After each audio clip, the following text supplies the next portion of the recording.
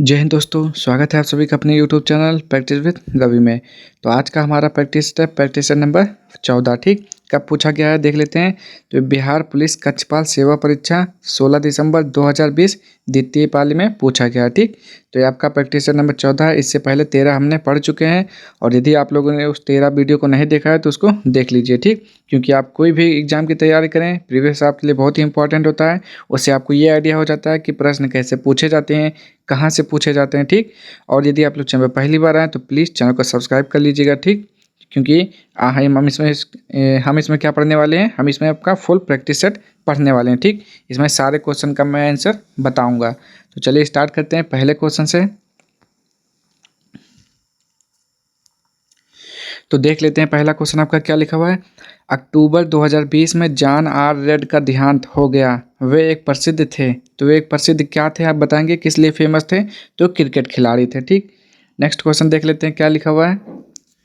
दक्षिण अफ्रीका से वापस लौटने पर महात्मा गांधी द्वारा प्रारंभ प्रथम सफल सत्याग्रह था। तो जैसे उन्होंने वापस आया था तो उन्होंने चंपारण सत्याग्रह चालू किया था। ये कहाँ से हुआ था? बिहार में हुआ था।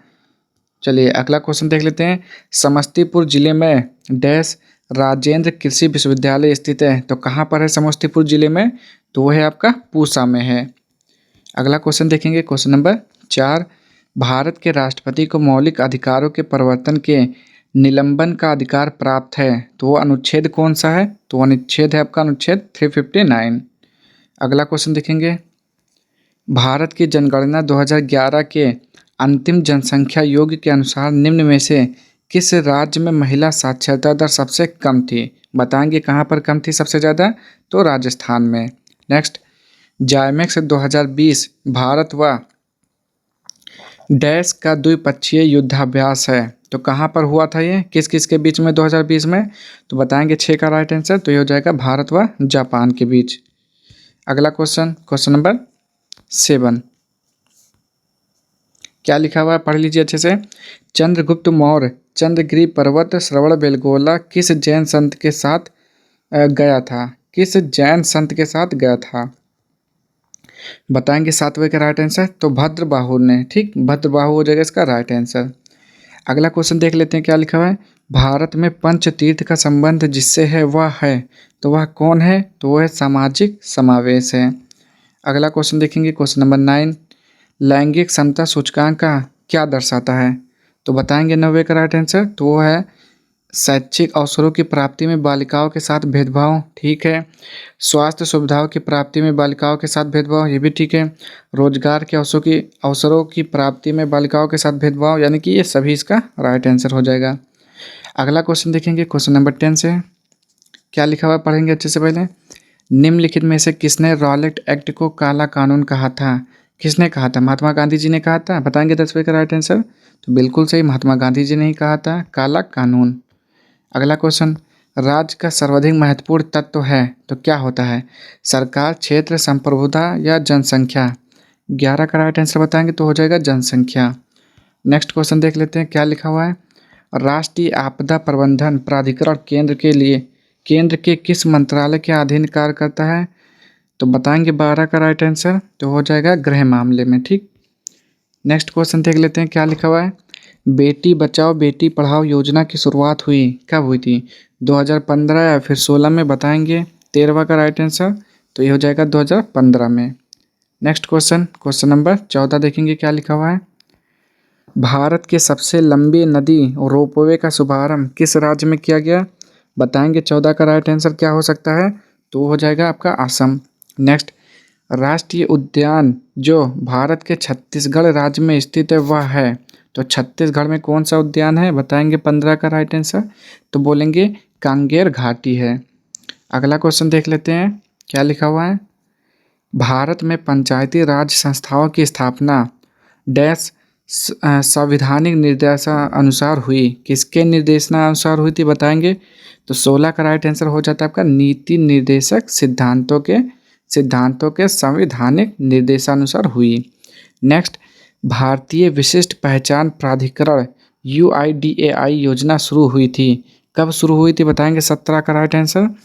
तो इसका राइट आंसर हो जाता है आपका ऑप्शन नंबर सी 2009 में। अगला क्वेश्चन देखेंगे, question number 18। Mind sports olympiad में मानसिक गणना वर्ल्ड चैंपियनशिप 2020 में भारत के लिए स्वर्ण पदक किसने जीता? 18 का राइट आंसर आप लोग बताएंगे तो नीलकंठ भानु प्रकाश। नेक्स्ट, आर्य समाज के संस्थापक कौन थे? तो आर्य समाज के संस्थापक स्वामी दयानंद सरस्वती थे। कौन थे बताएंगे 19 का राइट आंसर जल्दी से? तो बिल्कुल सही, स्वामी दयानंद सरस्वती थे आर्य समाज के संस्थापक। नेक्स्ट क्वेश्चन देखिए क्या लिखा हुआ है, निम्नलिखित में से कौन सी झील क्षुद्रग्रह टक्कर के कारण बनी है? चलिए देखते हैं कौन सी झील है ऑप्शन में इसके। तो आपका ऑप्शन है कुल्लेरू, क्या लिखा हुआ है, कुल्लेरू, लोनार, चिल्का या फिर पुलिकट। तो बताएंगे क्या हो जाएगा 20 का राइट आंसर? तो आप लोग बोलेंगे 20 का हो जाएगा ऑप्शन नंबर बी, लोनार हो जाएगा। नेक्स्ट, भारत की संसद में निम्नलिखित शामिल हैं। तो क्या शामिल है, क्या क्या शामिल है बताएंगे जल्दी से इसका राइट आंसर? तो क्या हो जाएगा, लोकसभा, राज्यसभा और राष्ट्रपति। तो 21 का आपको बताना है, बताएंगे तो बिल्कुल सही, लोकसभा, राज्यसभा और राष्ट्रपति होते हैं। ठीक, क्या लिखा हुआ है, प्रथम आभासी भारत अंतर्राष्ट्रीय खाद्य और कृषि सप्ताह का आयोजन वर्ष 2020 के किस माह में किया गया? तो किस महीने में हुआ था आपको ये बताना है। तो वो हुआ था अक्टूबर महीने में। अगला क्वेश्चन देखेंगे, पंचायत की वित्तीय स्थिति की समीक्षा कौन करता है? कौन करता है? तो राज्य वित्त आयोग करता है। नेक्स्ट, लद्दाख के प्रथम उपराज्यपाल के रूप में किसे नियुक्त किया गया? तो 24 का क्या हो जाएगा, राधा कृष्ण माथुर हो जाएगा। 25 देख लेते हैं, भारत का पहला गवर्नर जनरल था। तो भारत का पहला गवर्नर जनरल कौन था? लॉर्ड विलियम बेंटिक थे। 25 का राइट आंसर बिल्कुल सही हो जाएगा। नेक्स्ट क्वेश्चन देख लेते हैं क्या लिखा हुआ है, निम्नलिखित स्थानों में से कौन सा स्थान सूफी सर्किट का एक भाग है तथा पटना जिले में स्थित है? 26 का क्या हो जाएगा, खनकाह मुजीबिया हो जाएगा। ठीक, नेक्स्ट क्वेश्चन, दिल्ली में स्थित लाल किले में मोती मस्जिद का निर्माण किसने करवाया? 27 का राइट आंसर बताएंगे क्या हो जाएगा? तो ऑप्शन नंबर सी, औरंगजेब ने करवाया था मोती मस्जिद का निर्माण। बार बार कई बार पूछा गया। सबसे अधिक संख्या एवं भारी विविधता के लिए वनस्पति एवं जीवों का पाया जाना संभव है। तो किस मतलब कैसे वो जी सकते हैं बताएंगे? कौन सा क्वेश्चन है आपका? Question number 28। तो जल्दी से बताएंगे 28 का राइट आंसर? तो ये हो जाएगा समशीतोष्ण घास के मैदान में संभव है। अगला क्वेश्चन देख लेते हैं, क्वेश्चन नंबर 29। भारत में स्वर्ण का सर्वाधिक उत्पादन होता है। तो भारत में सोने का सर्वाधिक उत्पादन कहाँ होता है? तो इसका राइट आंसर क्या हो जाएगा, कर्नाटक में होता है। Next, 2020 FI Styrian grand prix race किसने जीता? 30 का राइट आंसर बताना है। तो लुइस हैमिल्टन ने जीता। चलिए ये आ गया आपका रीजनिंग का क्वेश्चन। तो मैं आंसर बता देता हूँ जल्दी से, पुत्री हो जाएगा इसका। सॉल्व करेंगे आप लोग अच्छे से पहले। अगला क्वेश्चन 32 का भी मैं आंसर बताऊंगा, डी हो जाएगा। 33 का भी मैं आंसर बताऊंगा, सी हो जाएगा। 34 का भी आंसर बता दूंगा आपका, सॉरी 1 मिनट ज़रा देखेंगे आप फिर से। मैंने 32 का क्या बताया है, 32 का सी बताया है ना, सॉरी 32 का सी हो जाएगा। ठीक कर लेंगे आप लोग पहले। फिर आपका 33 का मैंने क्या बताया, 33 का आपका ए हो जाएगा 64 किलोग्राम। ठीक, अब हम देखेंगे 34। तो 34 का भी ए हो जाएगा भांजा। ठीक, 35 का देखते हैं क्या हो जाएगा। देखिए मैं रीजनिंग मैथ का क्वेश्चन आपको इसमें सॉल्व नहीं करा सकता है, इसलिए मैं आंसर बता दे रहा हूँ, क्योंकि आप लोग कर सकते हैं। मुझे यकीन है कि आप लोग ये सारे सवाल सॉल्व करेंगे, उसका आंसर भी मैच हो जाएगा आपका। 35 का मैं आंसर बता दे रहा हूँ, बी हो जाएगा। 36 का भी मैं आंसर बता दे रहा हूँ। चलिए देख लेते हैं कहाँ पर है, ऑप्शन नंबर ए, बी, सी या फिर डी। तो ये हो जाएगा सी। आगे देख लेते हैं क्या है, 37 का भी आंसर क्या हो जाएगा, ऑप्शन नंबर ए। अगला क्वेश्चन देख लेते हैं 38 का भी मैं आंसर बता दे रहा हूँ, हो जाएगा आपका ऑप्शन नंबर डी। चलिए 39 का भी बता दे रहा हूँ, आंसर क्या हो जाएगा, तो ये हो जाएगा डी। अगला क्वेश्चन देख लेते हैं 40 का भी मैं आंसर बता दे रहा हूँ, मैथ का है, इसका भी डी। अगला क्वेश्चन देख लेते हैं 41, एक क्या है, रीजनिंग का क्वेश्चन है मैथ का, तो मैथ का क्वेश्चन है 41, इसका भी हो जाएगा डी। अगला क्वेश्चन देखेंगे 42, ये रीजनिंग का क्वेश्चन है, इसका हो जाएगा ए। ये भी रीजनिंग का क्वेश्चन है 43, इसका भी हो जाएगा ए। ये भी रीजनिंग का क्वेश्चन है तो इसका भी मैं आंसर बता दे रहा हूँ, 44 का हो जाएगा सी। अगला क्वेश्चन 45, 45 भी रीजनिंग का क्वेश्चन है, इसका हो जाएगा डी। 46 भी रीजनिंग का क्वेश्चन है, इसका हो जाएगा ए। और देख लेते हैं क्या है। 47 मैथ का क्वेश्चन है, इसका भी मैं आंसर बता दूंगा, डी हो जाएगा। अगला क्वेश्चन ये भी आपका मैथ का क्वेश्चन है 48, इसका भी ए हो जाएगा। 49 इसका भी मैं आंसर बताऊंगा, 49 का डी हो जाएगा। 50 ये भी मैथ का क्वेश्चन है, इसका भी ए हो जाएगा। अगला क्वेश्चन इसी में से ढूंढ के देना है सभी का आंसर। पहले रुक जाइए, पहले सवाल को अच्छे से पढ़ लीजिए। चलिए स्क्रीनशॉट ले लीजिएगा, अब इसको भी पढ़िए तो मैं बताऊं। 51 का आंसर 51, 51 का मैं बता दे रहा हूँ, सी हो जाएगा।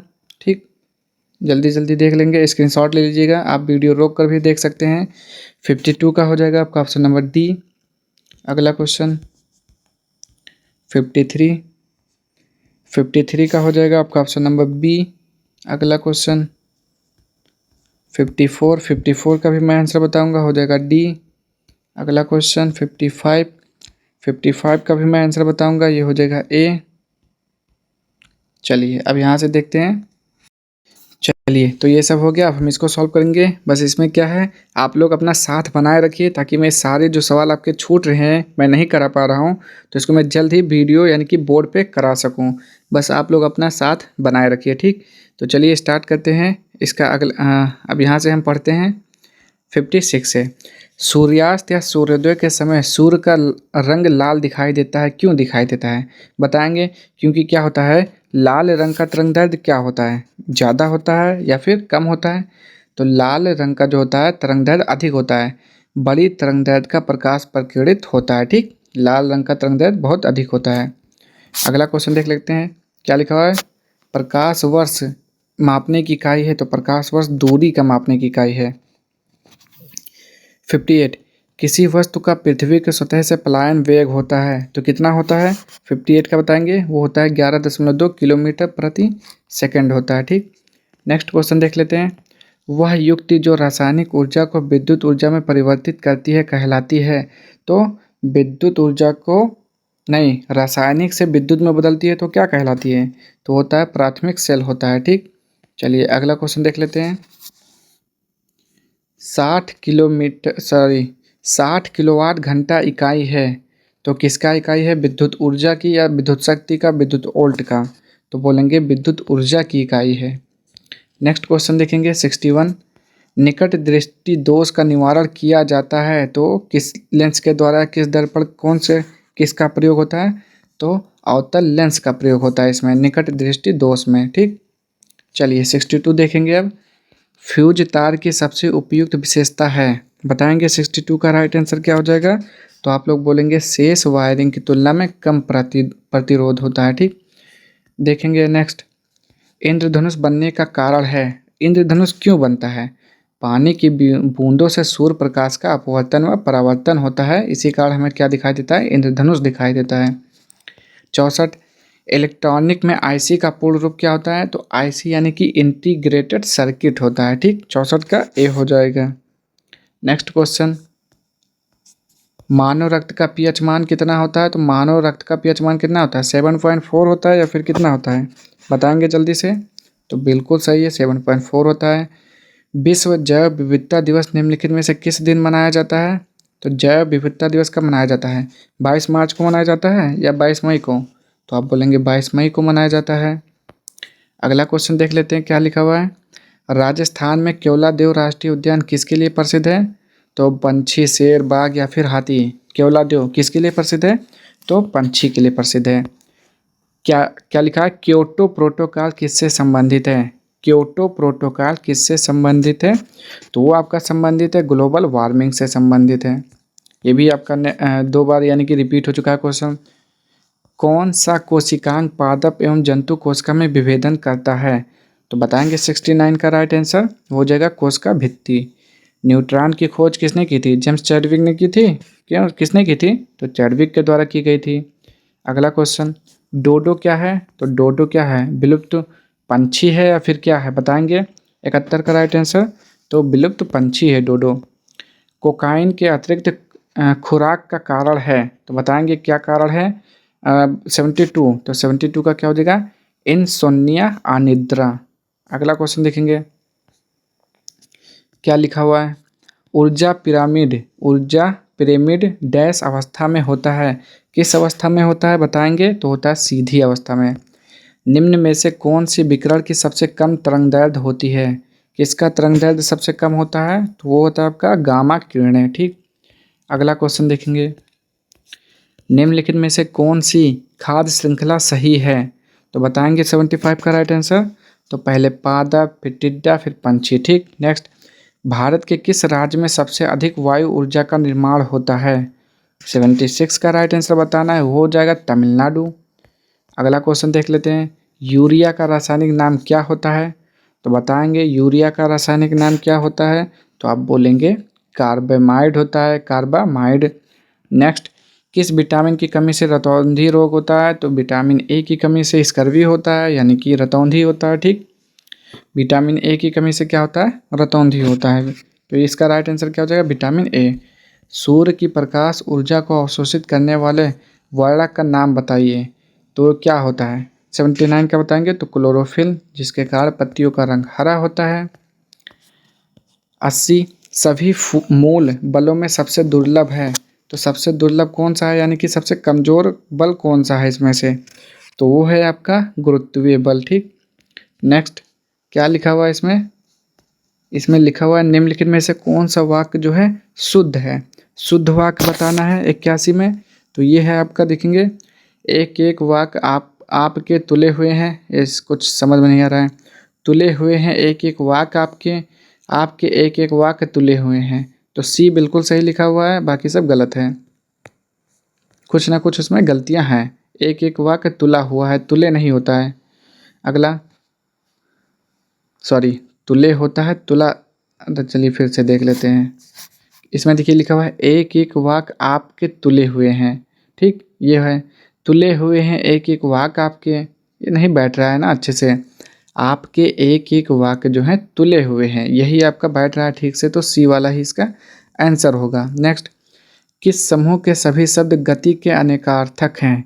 82 का बताएंगे गति के अनेकार्थक शब्द होंगे तो चाल हो जाएगा, हालत हो जाएगा, मोच हो जाएगा।